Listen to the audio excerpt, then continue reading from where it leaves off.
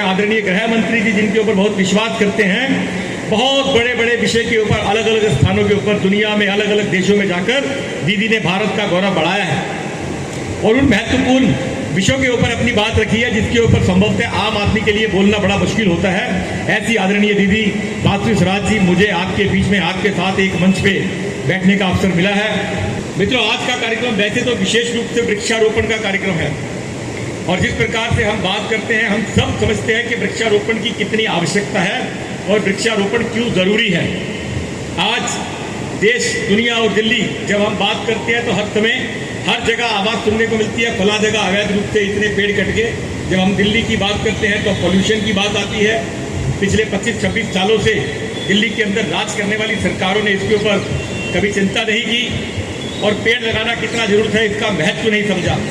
परंतु आदरणीय दीदी माधुरी जी जब सांसद बनी है इस क्षेत्र के अंदर, और सबसे पहला काम भी उन्होंने जो किया, मैं बता रहा हूँ आपको कि सबसे पहला जो काम किया चुनाव जीतने के बाद, उन्होंने वृक्ष अपने घर के अंदर परिवार में जहाँ दीदी रहती हैं सबसे पहले पेड़ लगा करके देश को, दिल्ली को प्रदूषण मुक्त कराने के लिए अभियान की शुरुआत। और मुझे लगता है कि जब दीदी सामने हो और हम सब दीदी को सुनना चाहते हों तो इसलिए मेरे जैसे किसी व्यक्ति को बीच में ज़्यादा आपकी और दीदी के बीच में नहीं रहना चाहिए।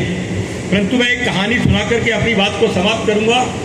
एक जंगल में बड़ी भयानक आग लगी थी। मेरे अभी एक दोस्त यहाँ मिले थे, उन्होंने मुझे याद दिलाया कि 2014 में ये आग कहा करते थे, तो मुझे लगा कि आज भी उस बात को कहा जा सकता है।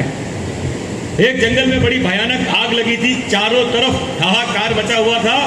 जंगल के पशु पक्षी अपनी जान बचाकर जंगल छोड़कर भाग रहे थे। भालुओं का एक दल भी जंगल छोड़कर अपनी जान बचाकर भागा जा रहा था।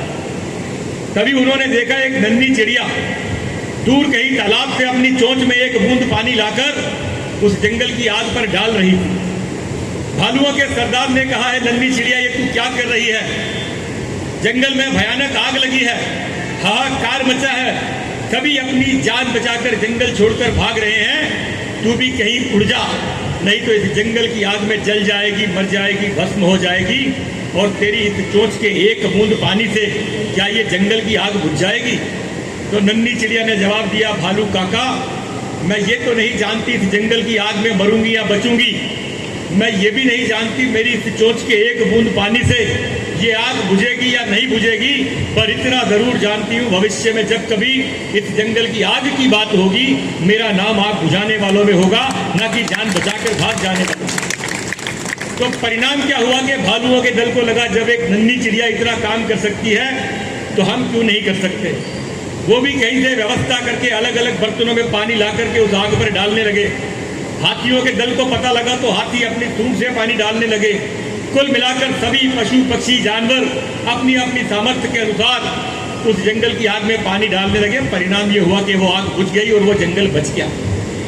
आज जिस प्रकार से दिल्ली एक जंगल बनती जा रही है, पॉल्यूशन के नाम पर जिस प्रकार से हम सबका शोषण हो रहा है, हम चाहें तो भी हमें साफ हवा नहीं मिल रही, इसके अंदर जिम्मेदार कहीं ना कहीं आप और हम भी हैं। तो हम सब भी उस नन्ही चिड़िया के भांति आज आदरणीय दीदी के सामने एक प्रण करें कि क्यों ना हम सब लोग एक एक पेड़ दिल्ली के नाम पर लगाएं, एक एक पेड़ अपने माँ बाप के नाम पर लगाएं, एक एक पेड़ अपने बच्चों के नाम पर लगाएं। और जब ये सब आप लगाएंगे तो आप देखिएगा दिल्ली का वातावरण कितना हरा भरा हो जाएगा।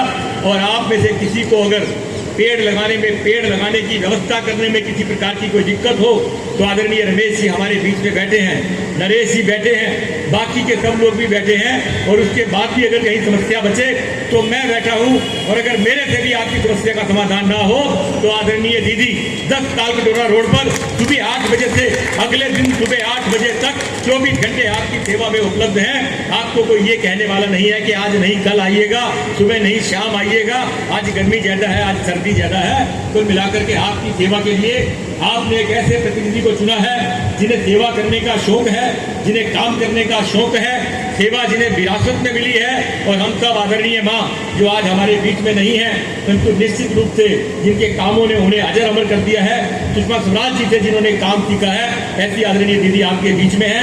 मैं आपके और आदरणीय दीदी के बीच में ज्यादा नहीं रुकना चाहूंगा, परंतु आज जो भव्य शोभावान कार्यक्रम आदरणीय रमेश जी और उनके साथियों ने किया है, मैं आप सबका हृदय की गहराइयों से अभिनंदन करता हूँ, वंदन करता हूँ, आभार प्रकट करता हूँ। बोलिए भारत माता की धन्यवाद।